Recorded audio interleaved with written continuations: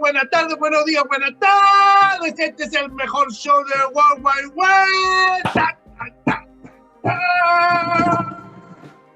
Aquí estamos los invencibles, los ingobernables, los invisibles y los eliminados de la Copa América. Buenos días, buenas tardes, Barry Layson. Buenos días, buenas tardes, mi compadre Peter, Potter, Guille, Obli, Gamba, Dos Gamba, desde el estudio number 1 de la Pichanguita Eterna, con escenografía nueva, desde Chilito, Rodrigo Barrilete, desde los Estados Juntos, mi compadre Edgardo, con el Peter, el Potter, el Guille, el Obli, el Gamba, Dos Gamba, Tres Gamba, Cuatro Gamba, Cinco Gamba, desde el estudio number 1 de los Estados Unidos, la Pichanguita Eterna, nuevamente con ustedes, grabando en este día jueves. Sí. Estamos haciendo un anticipado, Barrilete, porque queremos que la gente empiece el fin de semana con todo el fuá. Exacto, aparte que el fin de semana se nos vienen partiditos ahí y queremos empezar con un tema que a lo mejor no se conecta directamente con los partidos que vamos a tener, pero sí tiene mucho que ver con las formas de jugar y con el fútbol mismo. Y en el segundo tiempo vamos a tener algo que vamos a tratar de hacer un contraste, pero a nuestro estilo, entre la Copa América y la Eurocopa. ¿Ya? ¿Sabéis qué pasa? Exactamente, Barrilete, como tú bien lo dices, en un sentido hemos sido privilegiados porque hemos visto la recachada del fútbol. Es lo que hemos podido. Hay gente que no ha podido y se entiende. Pero al mismo tiempo tenemos la desgracia de que vemos en el mismo día partido de la Eurocopa y después partido de la Copa América y después partido de la Copa Chicle. Entonces es inevitable la comparación, pues, y es producto de eso que hemos traído unos temitas hoy día, pero como es el mes de 10, Barrilete, que yo te quiero tanto, ahora en el mes del 10 vamos a hacer un análisis de los 10 más pulentos de World. No sé si de los más pulentos, pero 10 que para nosotros fueron algunos importantes. Claro, sí. Y que marcan algunos contrastes. Hay 10 que no vimos. Sí. E irse por la fácil a veces con el 10, porque uno podría decir, ya, Maradona, Pelé. Claro, pero a nosotros nos gusta la difícil. Y además que los 10 con los que yo creo que vamos a partir hoy día, Barrilete, son 10 que a nosotros nos empezaron a hacer soñar. Sí. Fue en el momento en que empezamos a soñar que el primer Colo-Colo, el Colo-Colo que fue campeón de América, no tenía 10, por ejemplo. Claro, tenía. Como lo que vamos a ver ahora en el mes del 10. Exacto. ¿Cachai? Había un jugador que ocupaba esa posición, pero que no era así. No era natural, no era así como el Barrilete con la canchenga para arriba. Era más táctico. Era más, cuando el Peter le decía, ¡bajá! Rubén Espinosa bajaba, pero el Barrilete. Barrilete. Ya, oye, vamos a empezar, vamos a tener hoy día el contraste de 2 10, como bien decía mi compadre Peter, y más que contraste vamos a hablar de 2 10 que, como dice él, nos hicieron soñar y que fueron parte de esa selección que llegó al 98, al Mundial de Francia 98.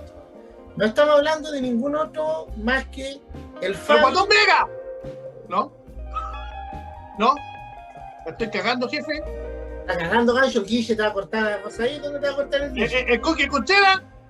Hoy el Coque pudo haber ido. Ojo, que el Coque. No, sí. Ahí se huevo, no. Compadre, pero estamos hablando del Fabi y el Coto. Sí. El Fabi y el Coto. José Luis Sierra Pando y Fabián, espérate que tengo el nombre completo, Fabián Rafael Silva.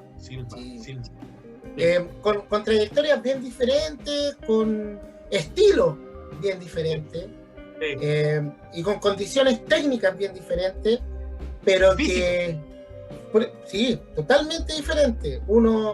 Ahí vamos a ir. Cada uno en su estilo marcaron escuela también, y marcaron mucho lo que fue la transición entre el 10 clásico o el 10 de los años 80, 70 al 10 de los años 2000 hacia adelante. Conversábamos en la reunión de pauta que nosotros tenemos, que no podemos empezar ningún análisis del 10 si no empezamos a hablar de cómo ha evolucionado esa posición y cómo se entendía antes, cómo se hacía jugar antes, a cómo se está jugando ahora. Entonces, sin querer adentrarnos mucho en eso, Peter, tú que jugaste de volante también, un poquitito más atrás del 10, tú jugabas en la posición del 8, que ahora es el volante mixto, o en la posición del 6, que es el volante que está delante de los defensas centrales. Tú tenías una ubicación privilegiada para ver los movimientos del 10 de ese entonces y para ver los movimientos ahora del 10. Cuéntanos un poquitito de eso. ¿Sabes qué pasa, Barrilete? Mientras yo adivina. Voy a abrir ya, vamos a ponerle al mes del 10, Barrilete, vamos a ponerle bueno, y que dice que no vamos nada a trabajar más. No sé, quiero trabajar igual, mira que si no después la renita me... Pero igual le vamos a poner una pizza para celebrar el mes del 10. Salute. Salute, compadre. ¿Qué pasa, Barrilete? A mí me da la impresión que décadas, especialmente a principios de los años 2000, empezó una especie de extinción del 10, como lo conocemos, y que hoy día se ha hecho desgraciadamente mucho más evidente, pero al mismo tiempo se produce una cuestión de que hay, en Europa por lo menos, la cantidad de jugadores talentosos y elaboradores de fútbol es mayor, y no se concentra exclusivamente en el 10. Lo que pasa es que cuando nosotros crecimos, no sé si te acordás, en los años 80, cuando éramos chicos, la gran mayoría de los futbolistas, por lo menos de mitad para atrás, eran quitar, correr y pasar. Y era el que empezaba, cacha, el que empezaba la elaboración del fútbol era el 10, ¿te acordás? Y progresivamente, a medida que pasaron las décadas, luego el fútbol se empezó, el proceso de elaboración en los volantes de recuperación, que tenían que tener un poquito más de pierna, ¿cómo se dice? De buen pie. De buen pie. Y hoy en día el proceso de empezar la elaboración de juego parte de los centrales y en muchas ocasiones desde el arquero. Exacto. Entonces esa casilla exclusiva del 10, que era el hombre que tenía que hacer una cuestión diferente, ha ido cambiando un poquito, pero sin embargo, y lo vamos a ver en el segundo tiempo más detalle, hay un proceso de transición que ha vivido el hombre de talentoso, y Europa lo ha llevado muy bien, y a nosotros nos ha costado un poco más, un poquito más. El 10 en los años 70, en los años 80 y hasta mediados de los años 90, finales de los 90, durante casi 3 décadas, el 10 se ubicaba en la posición centro-izquierda del mediocampo. Se jugaba en el esquema clásico, se jugaba con un 6, que era el volante de quite por excelencia, el que las corría todas, el que recuperaba y entregaba de manera rápida. Delante de él, por la más cargado hacia la derecha, jugaba el 8. Que el 8 era en lo que podríamos denominar ahora el volante mixto, que tenía que cubrir las dos áreas, pero que además tenía que ayudar en la elaboración, ¿ya? Y por el otro lado estaba el 10, que el 10 era el vagoneta, ¿cachai? Sí, era el que tenía que estar más fresco para poder controlar el ritmo del ataque del equipo propio. Y ese 10, poco a poco, bueno, y aparte de ocupar ese espacio por la banda, también era el que estaba más cerca de los delanteros. Poco a poco, ese lugar se fue poblando, con mayor cantidad de jugadores, y los esquemas tácticos obligaron al 10 a ir moviéndose cada vez más, ya no tanto en una posición estanco, sino que más que nada recorriendo, teniendo un mayor recorrido. Algo que también es bien importante para mi gusto, es que, si bien es cierto, la posición del 10 puede que haya ido cambiando, y que las funciones de elaboración de juego se hayan ido repartiendo más en la cancha, creo que la posición misma de 10 no se puede perder. Creo que no puede ser, por una cuestión también de espacio, me refiero no de espacio de posibilidad de movimiento, sino que de ubicación dentro de unas determinadas coordenadas. No se puede perder ese enlace que hay entre la línea ofensiva y la línea media. No se puede perder. Y esa coordenada, esa ubicación, no puede estar en la orilla. Me voy a explicar por qué no puede estar en la orilla. Porque por la orilla pierdes un perfil.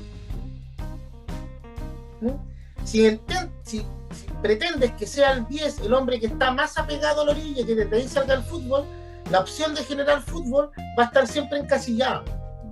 Sí, es lo que le pasa a Messi con Barrilete hoy en día, que él desgraciadamente ha ido perdiendo condición física y se ha vuelto, entre comillas, un poquito más predecible. Entonces él parte desde la derecha, desde el ataque desde la derecha, y regularmente se sabe que va a hacer la diagonal o va a descargar hacia atrás para liderarse, ¿cachai? Que es lo que tú estás diciendo, que es como él al estar cargado a la derecha regularmente de Barcelona y en ocasiones de Argentina, tiene que necesariamente ir hacia el centro del campo. Yo no sé, y tiene que ver también con una cuestión de visión. Yo no sé si te acuerdas cuando agarrabas la pelota en campo propio o en la mitad de cancha y tú girabas y te sacabas a tu marcador y tenías toda la cancha a disposición. E inmediatamente tenías 6, 7 opciones de movimiento. Estando en la orilla, aunque te saques a tu marcador, tienes 1 o 2 opciones de movimiento, porque la línea te limita a eso. Entonces, por eso yo creo que la posición del 10 no debiera perderse, aunque hay algunos técnicos como uno de los que empezó con este tema de la muerte del 10. No quiero hablar mal de él porque a veces dice no, el perro verde, que decía que para él el 10, pero encuentro que es tan nefasto ese weón. No, Guardiola hacía a nivel más global, él no intencionalmente, creo yo, no por una definición personal o ideológica, sino que él se encontró en el Barcelona con 2 de los mejores 10 del siglo XXI, compadre. Pero una vez que dejó el Barcelona, no encontró una solución, ya sea en el Bayern Múnich o ya sea en el City, a volver. Estoy hablando de Ronaldinho y de Messi. Entonces, yo estaba pensando en Iniesta. Entonces él, al dejar el Barcelona, tiene que inventar un sistema de juego, y él es el que empieza esta cuestión. No la empieza, pero él es muy importante en esta evolución que tiene Europa, a tener muchos jugadores que corren, muchos jugadores que meten, muchos jugadores que capaces del desequilibrio individual, pero ningún tipo increíblemente sobresaliente como los 10 que vamos a traer este mes. Claro. Y déjame, antes de que entremos en materia, deja de decirte, para mi gusto, 3 cosas que debe tener un 10. O 3 cosas que debiera tener que debiera haber tenido, que debiera tener, o que debería en el futuro tener, al margen de los tiempos que corran, ¿ya? Ahí tú me dices si estáis de acuerdo o no, ¿ya? Que me gusta entrar en discusión con vos. Primero, un 10 tiene que ser impredecible. Sí. Que no es lo mismo que inconsistente. No. Porque una cosa es ser inconsistente, ser lagunero, pero otra cosa es ser impredecible, o otra cosa es ser inestable en tu juego. ¿Cachai? Que aparezcáis, que no aparezcáis, paréntesis. Jorge Valdivia de la Copa América 2015. Impredecible. ¿Ya? Para jugadores de mediocampo para arriba, tú no sabías qué iba a hacer. Si no, pregúntale al uruguayo que le metió la machita, ¿cachai? Exacto. Me acuerdo, sí. Y uno sabe de hacer machitas buenas grandes. Bueno, ya lleno. Bueno, por eso es otra cosa. José Luis Sierra y Fabián está. Oye, tiene que ser impredecible. Al margen de cuál sea tu principal arma como yo. Vamos a ver aquí un 10 que era un excelente pasador a larga distancia. Sí. No importa que ese sea tu esquema, tu talento. Pero ese talento tiene que ser impredecible para el rival. No saber cuándo vaya a lanzar ni dónde vaya a lanzar, ¿cachai? Ni a quién vaya a lanzar, por ejemplo. A eso me refiero con que debe ser impredecible. Lo segundo, para mi gusto, es que tiene que tener la valentía para poder equivocarse. Y atreverse, Barrilete. Eso quiero decirte, atreverse. Y uno de los atrevimientos principales que debe tener el 10 es pegarle de fuera. Sí. No importa que no sea un eximio pateador de media distancia, pero tiene que atreverse a hacerlo. ¿cachai? Por eso es el atreverse a equivocar, porque cuando uno le pega de media distancia o larga distancia, generalmente la pelota no te va a llegar al arco, o va a llegar más bien débil, o va a ser muy bien anticipado el tiro, ¿cachai? Por el arquero, por un buen arquero. Pero tiene que atreverse a equivocarse, y por eso tiene que atrever, o sea, tiene que pegarle de afuera, y para pegarle de afuera tiene que atrever a equivocarse en los segundos. Y eso al margen, vuelvo a repetir, estas dos cosas al margen de los tiros, ¿ya? Y lo tercero, para mi gusto, lo más importante, lo que yo más fallaba, es la capacidad de tomar decisiones. ¿Ya? Hay veces que tú tienes que encarar, hay veces que tienes que pasar, hay veces que tienes que frenar, hay veces que tienes que mirar, hay veces que no tienes que jugar. Y esas decisiones son las que marcan al 10, a un buen 10. ¿Cachai? Son esas tres cosas, al margen de las características técnicas, físicas y tácticas que vamos a ir señalando durante esta conversación y las que vienen. No sé si estás de acuerdo, Peter, o te gustaría estoy completamente de acuerdo, añadir algo más. No, sí, evidentemente hay detalles, pero esos detalles tienen más relación con las cualidades, vienen cada uno de los 10 que hemos visto en nuestra vida, por los 30, 40 años, pero más o menos estoy de acuerdo, especialmente la última, esa cuestión de atreverse, Barrilete. Tú tienes que atreverte, tienes que ser esa persona diferente, esa persona predecible, esa persona fuerte de mente, y volver a atreverte, porque eres quizás la pieza más importante para generar el desequilibrio. En muchas ocasiones es una de las cosas que los equipos más necesitan. De hecho, a nosotros como selección nos está doliendo ese tipo diferente. Ese Jorge Valdivia de la Copa América del 2015. Ese Matías Fernández del 2010. Ni siquiera vamos a mejor Matías Fernández, ese del 2010. Ese que jugó con Borgi, que alcanzó a jugar con Borgi. Ese Matías. Pero eso, oye, te tengo, mientras conversamos, ¿con quién quieres partir? Yo tengo dos como efemérides. Ya. Y con una te voy a hacer llorar. Primero, Barrilete, un día como hoy, un 8 de julio del 2014. Eu vino King Kong a un Maracaná. Es un King Kong de un neonazi. ¿Te acordás? Y me subo que dijo a los cabros, paremos, porque esto es muito, se ve muito. No le dijo eso, le dijo fucking. Después del séptimo Barrilete, Mesut Özil empezó a mirar a los cabros de la Deutschland y le dijo, cabrón, ya está bueno, cabrón. No le pegues, está muerto, como ese meme de... No, exactamente, y fue así, Barrilete, fue así, el 8 de julio del 2014 en el Mundial de Brasil, Alemania le mete 7-1 a Brasil, y en la mitad del segundo tiempo los alemanes se miran entre ellos, liderados por Mesut Özil, le dicen, cabrón, no más, está bien. Oye, ¿sabes qué? A mí lo único que no me gusta de ese resultado, que por acá, por Chilito, nos faltó el weón que se sintió parte de ese resultado, como que Alemania estuviera vengando el honor de Chile por haber quedado fuera de los penales con Brasil. Una estupidez, weón. Seguro Brasil estaba diciendo, oye, hay que hacer más goles porque hay que vengar el honor de Chilito.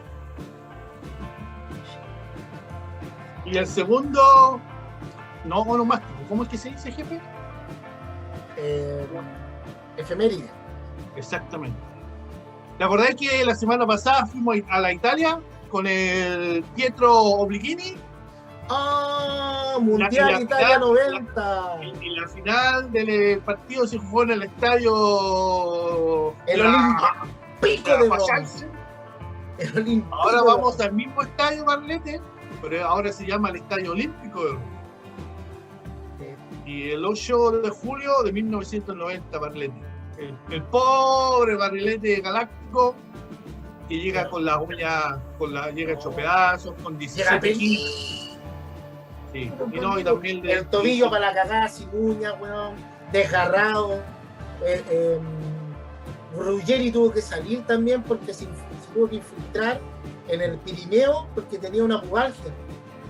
¿Cachai lo que es que te metan una aguja entre el ano y los testículos? ¿Cachai? Jugó Monzón, que Monzón, bueno, era un weón que jugó acá en el Wanderito. Sí. Pero, grachero. Canilla no pudo jugar porque estaba con doble amarilla. No, si las tenía todas para perder, y aguantó, y aguantó. Y lo único que quería Argentina ahí era llevárselo a los penales. ¡Oh! Porque estaba Goico.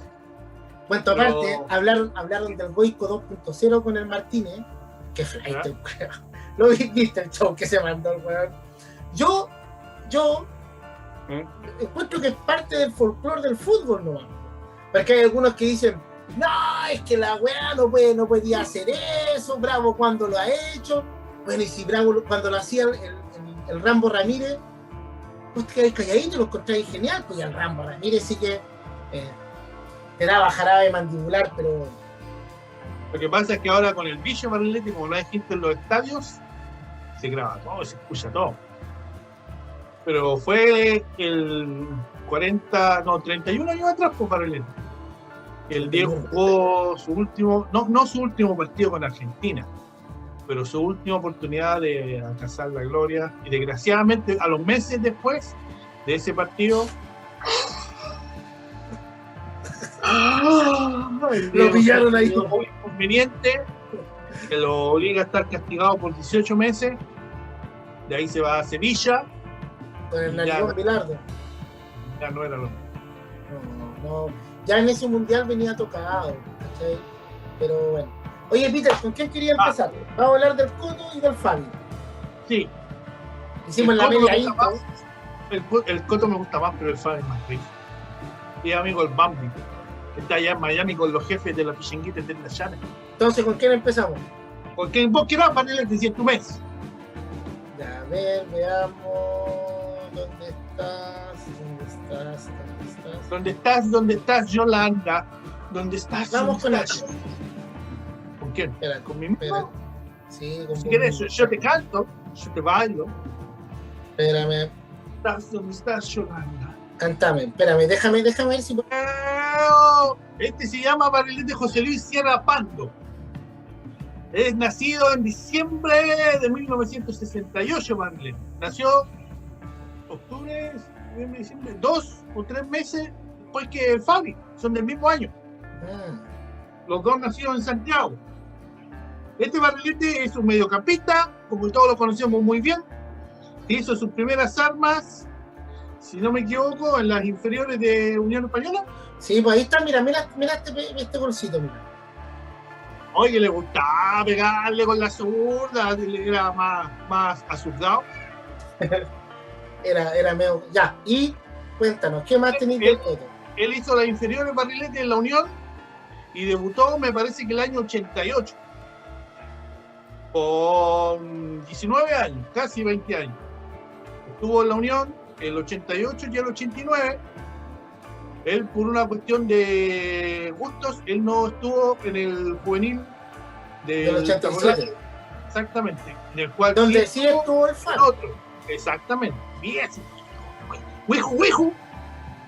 Pero él como lo conocemos muy bien, Barrilete, no vamos a descubrir aquí nada del otro mundo. Era un muchacho que le gustaba y que desarrolló a muy temprana edad la pegada, ya sea con pelota parada o con pelota en movimiento. Pero ese mismo gol que lo estás mostrando ahí, Barrilete, tan excelentemente, lo habrá hecho probablemente unas 50 veces. Aquí, quizás. Puta, era... ¿Te acordáis que la otra vez hablábamos de Marcelino Núñez y cómo él le pegaba con toda la superficie del pie? Este no, este tenía una superficie pero la dominaba a la perfección, que era el borde interno. Y un pichintón del empeine, pero claro, más que nada el borde interno. ¿Sí? ¿Y sabéis qué pasa, Barrilete? Él tuvo, desgraciadamente, él estuvo en la Unión el 88 y el 89, pero era verde, pues, y se va al Valladolid por un año, en el 90. Sí. Tiene su primera experiencia internacional, pero era muy jovencito, por Barrilete. Entonces vuelve luego a la Unión y se encuentra con un pelado Acosta inspirado, Barrilete, especialmente a fines del año 93-94, y le toca jugar la Copa Libertadores, Barrilete. ¿Te acordás? Sí, esa Copa Libertadores donde la Unión llega a cuartos de final haciendo tremendo campañón, campaña tan importante que provocó que muchos de los jugadores de ese club y de esa camada se fueran al extranjero, dentro de ellos el Coto. Sí. Él, como tú muy bien dices, Barrilete, él juega una muy buena Copa Libertadores y se va a Sao Paulo do Brasil por un añito. Yo no, ahora hay una cuestión que yo me acordé, Barrilete, pero no tengo un registro histórico así preciso, porque él juega Copa Libertadores con la Unión en el 94 y hace un campañón. Sí. Está el pelado, y después él viene a Colo-Colo entre el 96 y el 99, sí. Y en el año 98 y el año 99 él también tiene muy buenas campañas en Copa Libertadores. ¿Te acordáis? Sí. Y hay una anécdota de que a él le dijo su representante y le dijo el presidente del club que él estaba listo en el Manchester United. ¿Te acordás? Sí. Pero yo no me acuerdo cuándo fue exactamente. El 98, después del Mundial. Después del Mundial. Le dicen, estás listo en el Manchester United, este es tu último partido, y él hace un gol en ese partido y sale a celebrar con la gente en el Estadio Nacional. Él no tenía esa cuestión de sacarse la camiseta y ser excéntrico ni excesivo en la celebración, pero él, en su conciencia, él estaba celebrando su último Colo-Colo y su último gol en Chile, antes de irse al Manchester United. ¿Te acordás? Sí, o sea, no me acuerdo de ese momento, pero sí me acuerdo lo que estás diciendo. Sí. Desgraciadamente, Barrilete no pasó naipe. Él tuvo un poco de desazón, se puede decir, por esta noticia, y se va al Tigre de México por un año, el año 99, para volver luego a Colo-Colo. Tuvo mala fortuna el Coto, porque si bien él siempre tuvo esa buena pegada y siempre tuvo una visión de campo muy buena, a él le costaba conducir. Sí, muy bien. Y esto tú lo puedes explicar mucho mejor que yo, pero él tenía su visión más casi siempre pegada a la pelota a los pies. Y le costaba esa cuestión de... Lo que pasa es que el Coto tenía un tema de condición física, pero no que fuera pajero ni que fuera flojo, sino que lo que pasaba es que él no tenía explosión. Sí. Y lo otro es que, a pesar de ser habilidoso con la pelota, no era un jugador que basara su juego en el manejarla, como por ejemplo Riquelme. Que Riquelme no tenía explosión, pero manejaba la pelota. Él no. Lo que tenía el Coto es que recibía y tenía esa capacidad de poder dar un pase de 30, 40 metros preciso, y no al pie, sino que al espacio. Siempre al espacio. Así es como uno de los ejemplos más claros del pase que le mete a Salas en el famoso gol de Wembley. Aquí estamos pasando algunas cosas que tenía el Coto. Sí. Era un jugador de desplazamientos lentos con la pelota en los pies, pero de rápida resolución de la jugada. Y en ese sentido, como estamos viendo acá, él era capaz de meter pases y de armar el juego con trazos largos, más que con ese pase cortito de cortar y ir a buscar. Era de dar un pase largo y dejar solo o habilitar al compañero. Él tuvo muy buena... Dale. Cuestión muy diferente a lo del Fabi. Claro, el Fabi era otro estilo, muy diferente a lo que hace Valdivia, por ejemplo, o lo que hacía Matías. Que Matías toca y va, ¿cachai? O jugaba mucho más cerca del área, ¿no? Sí. Para definir. El Coto Sierra, cuando llegaba al borde del área, claro, te metía un pase, te podía meter un pase, pero él generalmente definía en la forma que hemos estado viendo en los videos, que, mira, aquí está el pase al matador, mira, fíjate, pase largo y al espacio, ¿ok? Y también se ve en esa jugada, Barrilete, como ya veíamos, por lo menos como se veía en la selección, la evolución del mediocampista. Viste que está Clarence. Que era el 8, que era, me parece que el que recupera, sí. No sé si es Paragués o él que recupera en ese balón, y evidentemente una vez que el 8 recuperaba, se la pasaba bueno para la pelota, al 10, y ahí se elaboraba la jugada, ¿cachai? Sí, Y uno de los aspectos que tú has destacado incansablemente en esta conversación que hemos tenido tiene que ver con la pegada. Aquí está el famoso gol que le hace a Camerún, por donde pasa la pelota. Dale. Hay un gol que él hace en Copa Libertadores por Unión, que lo celebró muy parecido a este, y fue un golazo. Yo desgraciadamente no me acordé y lo busqué por ahí para haberlo comentado, pero hay un gol que hace con Unión Española y él corre y casi corre toda la cancha y lo va a celebrar con el pelado Costa, con Rabaida, porque hubo un momento de esa Unión Española, del Coto Sierra, de Nelson Acosta y de Rabaida al arco, entre varios más, que ellos pensaron que podían ganar la Copa, ¿vale? Por el nivel de juego que estaban teniendo, con jugadores súper desequilibrantes. Mira este gol, mira. Sí. Gracias. Él tenía eso. Y era un jugador muy con una visión de campo muy amplia, tal como tú dices. Él tenía ese tema de que la pelota en los pies no es que le quemara, pero él se sentía mucho más cómodo pasando la pelota que teniéndola. Era un 10 bien especial en ese sentido, porque no bien especial, ese tipo de 10, ¿ya? El 10 antiguo, Pocancho, ese 10 que te tiraba balonazo, que ahora el Coto lo más probable es que no estaría jugando de 10, estaría jugando al lado del volante. Y le pediría más meter, más correr. Pero me refiero en la elaboración. Él estaría jugando al lado del volante central, es decir, al lado tuyo, por así ponerlo, y que él enviara balonazo. Tú recuperáis y corrís sin pelota y él se encarga de tirar los balonazos.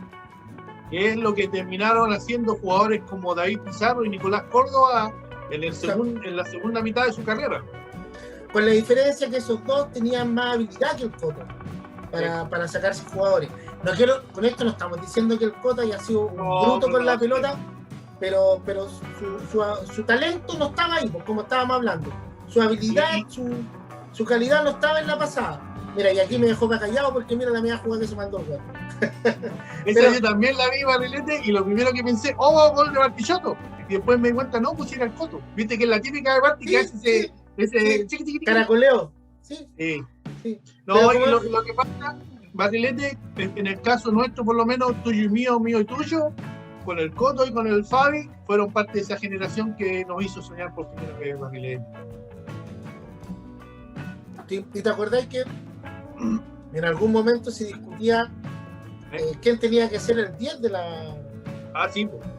Si el Coto o el Fabi, y que hubo un partido que fue contra Italia, en donde todos decíamos, porque además el Gudú, nos metió esa weá en la cabeza que tenía que ser el Coto, y nosotros como éramos obedientes del Gudú, el Coto, y me acuerdo que una vez el Gudú, en el análisis que hace en el Chile Italia, nos dice, ¿saben qué, cabros? Estaban puro jugando si estaban pidiendo el Coto. Sí, me acuerdo que tú lo dijiste, sí. Bueno, ahora vamos a ver al Fabi, sí, porque el Fabi tenía otras características y lo hizo súper importante para ese partido con Italia, un rival mucho más físico, sin ser necesariamente un rival que no sabía con el fútbol, con la pelota. Del Fabi no encontré mucho material, encontré el top 10 de los goles. ¿Ya? Entonces, mientras vamos conversando del Fabi, lo vamos mostrando una y otra vez el top 10 de los goles. Ya. Sí. Bueno, Barrilete. Pero buscar este más rápido esto, calma. ¿Ya? Fabián Rafael se llama este muchacho, está en Silva. Hoy día está ya teloneando en Miami, es amigo del Bambi, pero está en otro canal. ¿Ya? El Fabi está en el Fox Sports y el Bambi está en el Univision. Pero ahí se juntan de repente y se tiran la pelota para allá para acá. El Barrilete, si bien tuvo una carrera bastante destacada en el fútbol chileno, su paso más importante fue en México. Sí. Pero también se da la particularidad de Barrilete con Fabián Stay, que él fue formado en la Católica, de la misma generación de Luka Tudor, amigo de Lowry. Ahí se ve, ¿no es cierto? Sí, los top 10 goles de Fabián Stay cuando hizo su pase por el Toluca. ¡Órale! Ya, vamos.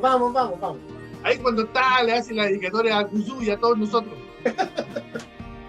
Sí. Barrilete, él empieza su carrera, como dijimos, era un muchacho que fue formado en la Católica. Y tiene sus primeros pasos en la Católica y él forma parte del plantel que juega el Mundial Juvenil de 1987 en Chile, del cual fue campeón en Mirko. Con la Yugoslavia. En la Católica, exactamente. Él estuvo en la Católica desde el 85 hasta el 91.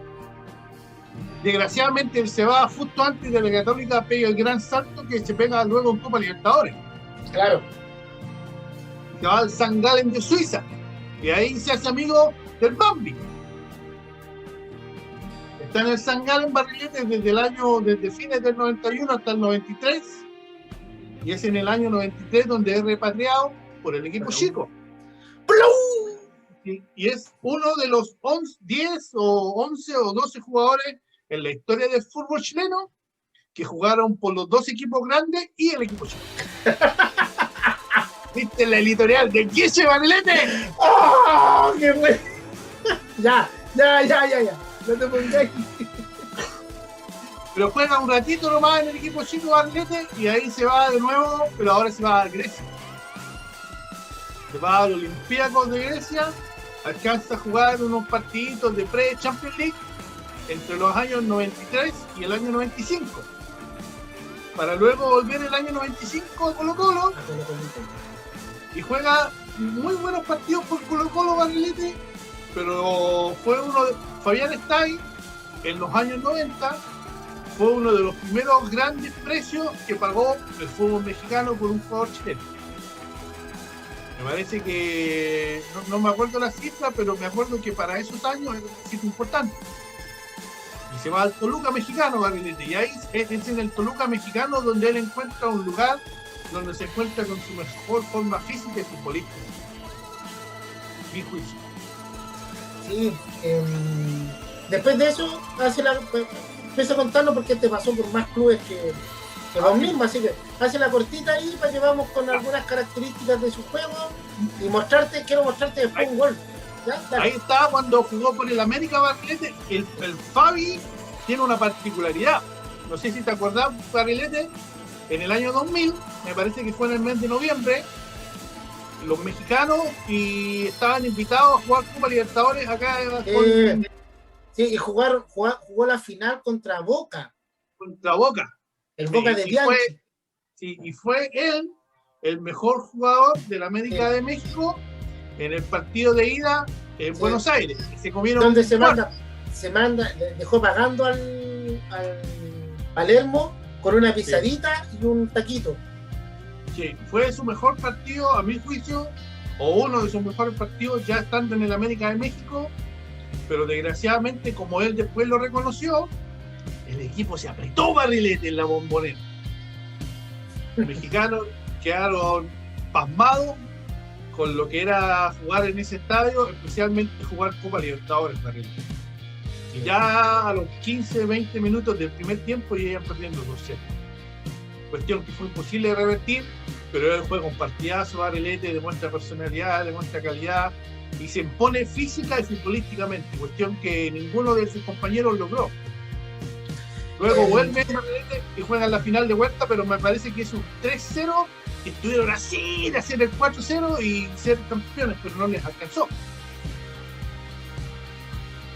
Ese mismo Boca Juniors después creo que sale campeón del mundo y le gana al Real Madrid en el Mundial de Clubes, me parece.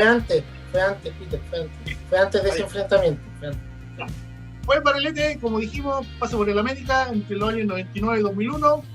Entre el 2001 y el 2003 empieza su declive, se va al Atlante, luego se va al Santos Laguna, pasa un ratito por el Club del Chapo en Acapulco, para ir nuevamente a Toluca, intentar hacer un revival, pero ya no era lo mismo.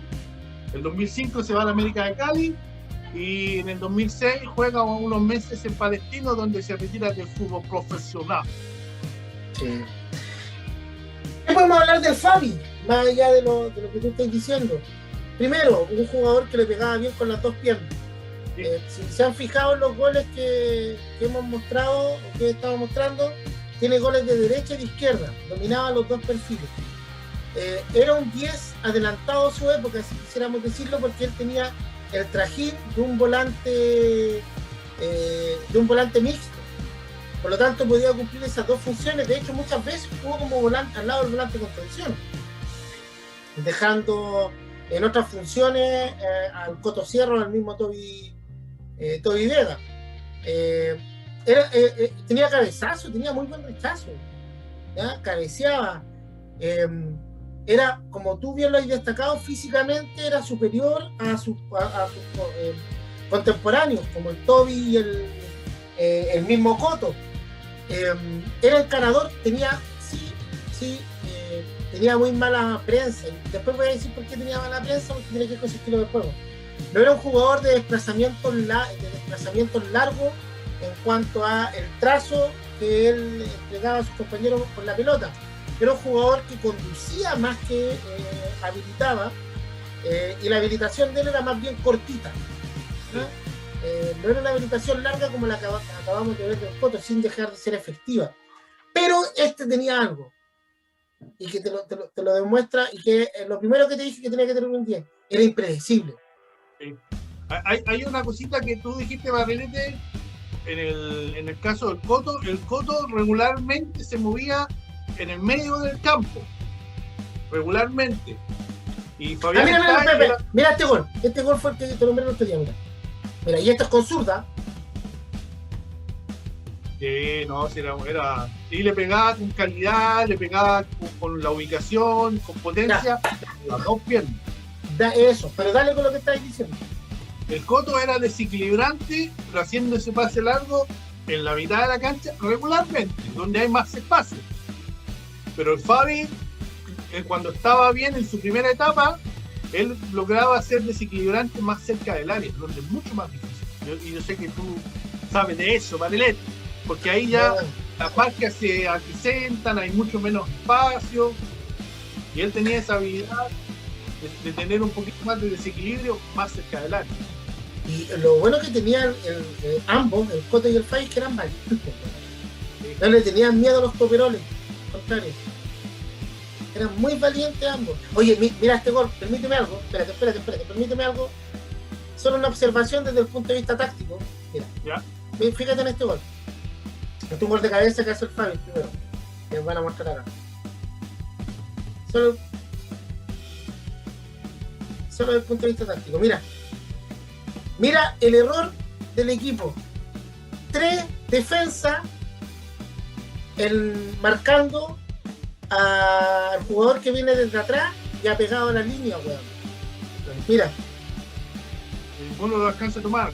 Y mira, solo, pues, weón. Solo. Quería marcar ese error táctico nomás. Ahora que vamos a empezar a mostrar videitos, vamos a poder ver un análisis un poquito más exhaustivo de la jugada. Oye, mira, esto es con derecha, para que vean. El otro que mostramos fue con izquierda, esto es con derecha. Un jugador física. Sí, ese parece en Palestino cuando ya estaba a punto compadre, este fue allá en Grecia. ¿En Panathinaikos? Sí. Ya. Sí. Oye, un jugador un jugador que físicamente era. ¿Te acordáis que el Bombalé decía que ¡pa! Mike Tyson, ¡pa! Schwarzenegger, que tenía un acordeón de abdominales, decía. Es que él, por alguna razón, cuando él se formó en la Católica, él se formó con esa cuestión del atleta. Sí. Y él entendió su rol como deportista, más allá de la habilidad neta de un jugador de fútbol, un tipo que tenía que estar siempre en plena condición física para él. Y él lo entendió muy bien, desde la Católica, desde niñito, él venía con el chip bien, y de hecho nunca lo vimos, que hayamos sabido, nunca lo vimos en una cuestión extra futbolística. Salvo con las minocas, que se habló de... Sí, pero no en proceso de competición, ¿cachai? El Fabi era un jugador encarado, y aquí quiero decir, ¿cuál es el gran pero que tenía el Fabi? Y que el vudú, weón, le dio y que nos quedó grabado, es que el Fabi hacía 5.000 enganches para tocar la pata. Sí. Y eso yo creo que tiene que ver con lo que tú señalas del fútbol de la Católica de esos años, en donde lo importante era no perder la pelota porque me parece que Chile, la selección chilena ha recuperado. Está marcando en esa dinámica, Barlet, sí. ¿Cómo nos falta, weón, decisión para encarar? Jorge Valdivia de la Copa América, Barlet, del 2015. Es que lo que pasa es que para mí Jorge Valdivia de la Copa América o Jorge Valdivia hasta el 2015 es un jugador irrepetible. Ah, sí. No, pero yo te digo en el contexto. No lo voy a volver a tener. No lo voy a volver a tener ni en Chile, ni en Brasil, ni en Argentina. Por lo menos 20 años más. O 10 años más. Pongamos 10 años más para no ser tan pesimistas.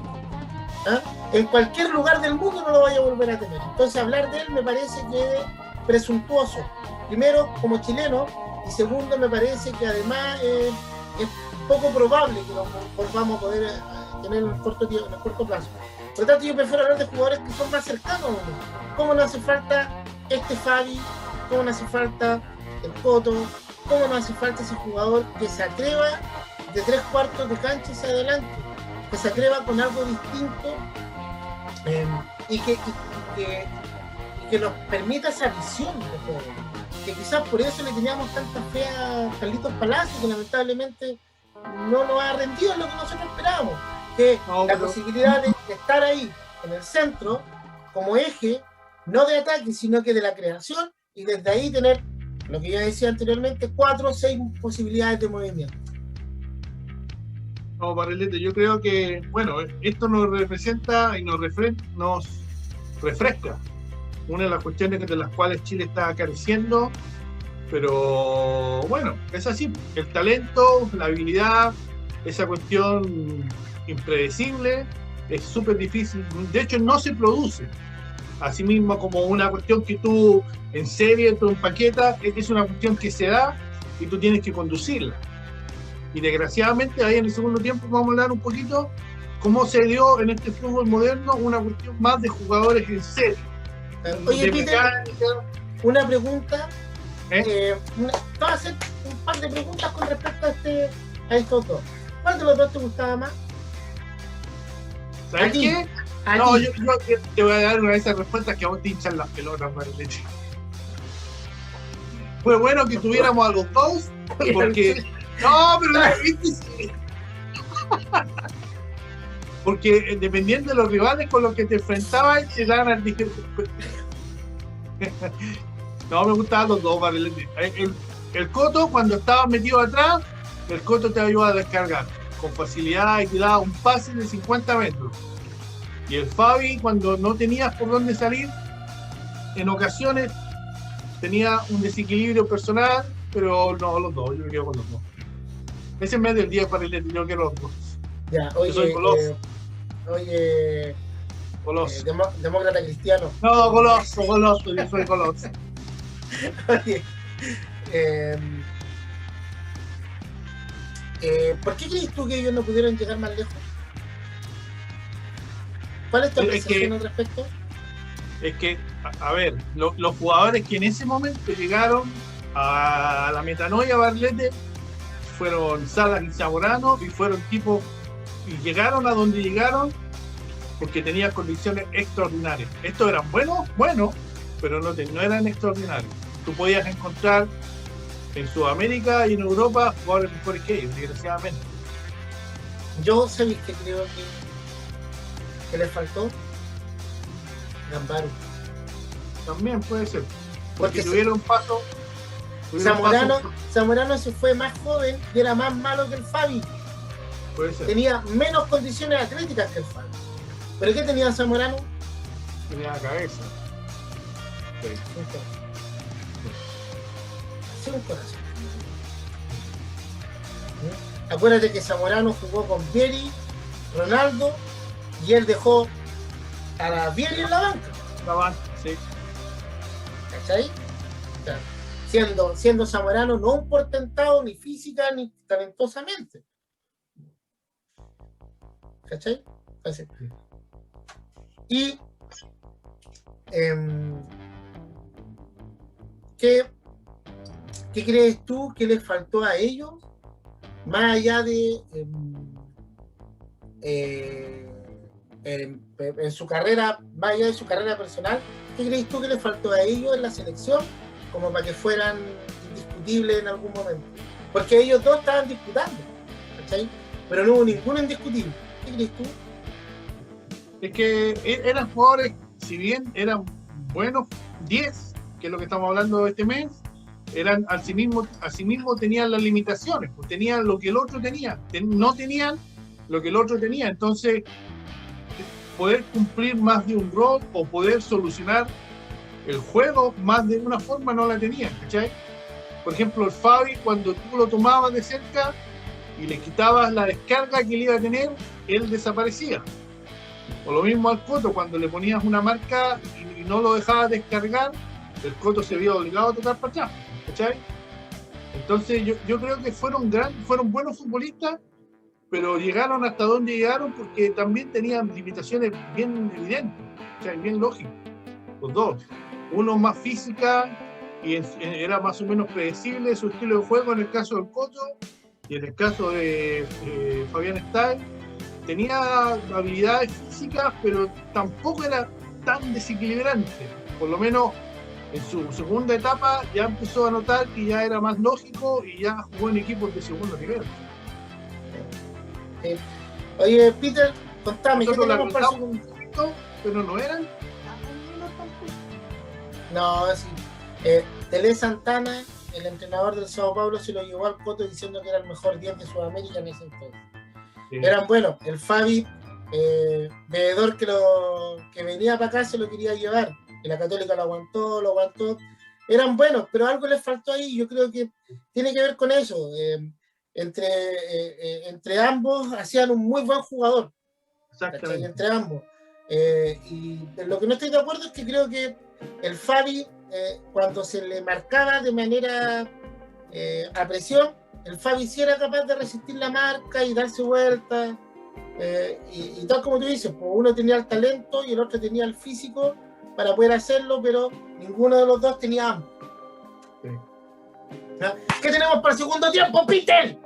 Barrilete, en relación a lo que estamos hablando, en relación a ese talento tan difícil de encontrar que se da de forma casi espontánea, tenemos un paradigma, pues, Barrilete, que nosotros crecimos con la idea y con el ideal de que los buenos para la pelota son latinos y que Europa se alimenta de Sudamérica cuando necesita desequilibrio y en ocasiones cuando necesitaba el gol. ¿Te acuerdas que el 10 y el 9 de los grandes equipos europeos era brasileño, argentino, incluso Zamorano agarró una camiseta del Real Madrid diciendo que Europa era uno de los grandes mercados futbolísticos? Entonces vamos a hablar de cómo en los últimos 10, 20 años el paradigma del talento se trasladó a Europa, Barrilete. Y hay factores sociales y hay factores de movilidad. Porque el tema, hay muchos temas que llevan a esta cuestión, pero el tema es que hoy día Europa ya no importa talento, sino que produce. A diferencia nuestra, Barrilete, que nos está costando encontrar ese bueno para la pelota. Como vos. No, si uno no era bueno para la pelota, uno lo que pasa es que era un poco más valiente que el resto, que no quería perder la pelota. No, si eres bueno para la pelota también. No, si eres bueno para la pelota, eres porfiado, güey. Decía, ¡Barrilete, vení!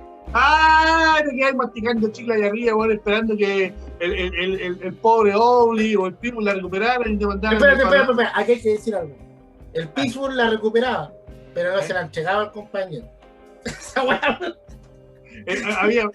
Había noches para el no sé si te acuerdas que el Pitbull se creía bueno para la pelota y quería salir jugando con Pablo Contreras. Nosotros no, si éramos más buenos amigos, nosotros, ¡dale, Pablo, mete! Y lo veía para él, lo quedaba botado y después me dejaba más botado que el mismo. Sí, cuando quería salir jugando. No, vos quítala y tírala para arriba, vos quítala y tírala para arriba. Pero no hacía caso. Igual que el otro que le decíamos, vos juega al arco. Y a vos se te ocurrió decirle que era bueno para la pelota.